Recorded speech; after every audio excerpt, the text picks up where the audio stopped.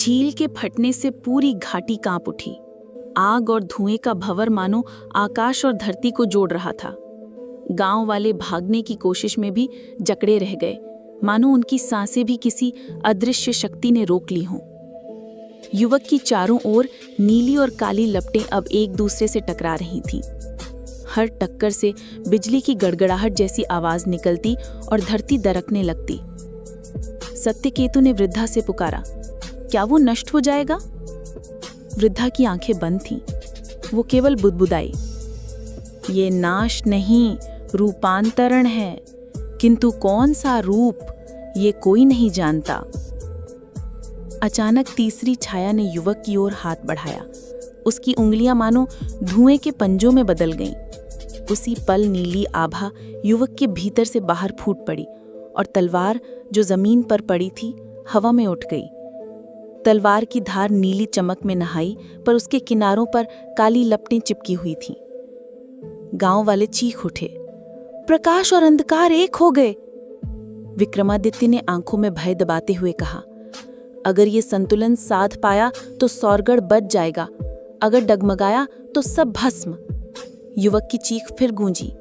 तलवार सीधा आकाश की ओर उठी और ध्रुव तारा जो रक्तिम शाम हो चुका था उस प्रकाश को अपने भीतर खींचने लगा। क्षण भर में पूरी घाटी अंधकार में डूब गई।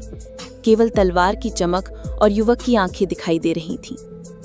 उसकी आंखें अब किसी एक रंग में नहीं थीं, नीली और काली दोनों एक साथ नृत्य कर रही थीं।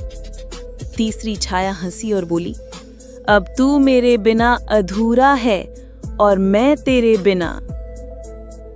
पर तभी वृद्धा का स्वर गूंजा, समय का वृत्त फिर से टूट रहा है, निर्णय अभी भी बाकी है। धरती में गहराई तक दरारें पड़ने लगी। झील का पानी लाल धुएं में बदलकर ऊपर उठने लगा। हर कोई भय से स्तब्ध था। युवक ने तलवार दोनों हाथों से कसकर पकड़ी और झील की ओर दौड़ा। एक ही वार में उसने तलवार को झील के हृदय में धंसा दिया। पल भर को सब शांत हो गया। हवा थम गई, आवाजें रुक गईं। फिर एक प्रकाश फूटा, इतना तीव्र कि किसी ने आंखें खोलकर नहीं देखा। गांव वाले घुटनों पर गिर गए। जब सबने धीरे धीरे निगाहें उठाईं, झील गायब थी, तलवार भी नहीं थी और युवक भी। केवल तीसरी छाया शेष थी। वो धीरे धीरे धुएं में घुलती गई, पर उसके होंठों पर अंतिम मुस्कान थी। उसका चुनाव हो चुका है, पर क्या सचमुच यही उसका चुनाव था? गांव वाले स्तब्ध रह गए। सौरगढ़ बचा था या खो गया, कोई निश्चित नहीं कह पाया। और यही रहस्य अब तक अनुत्तरित है।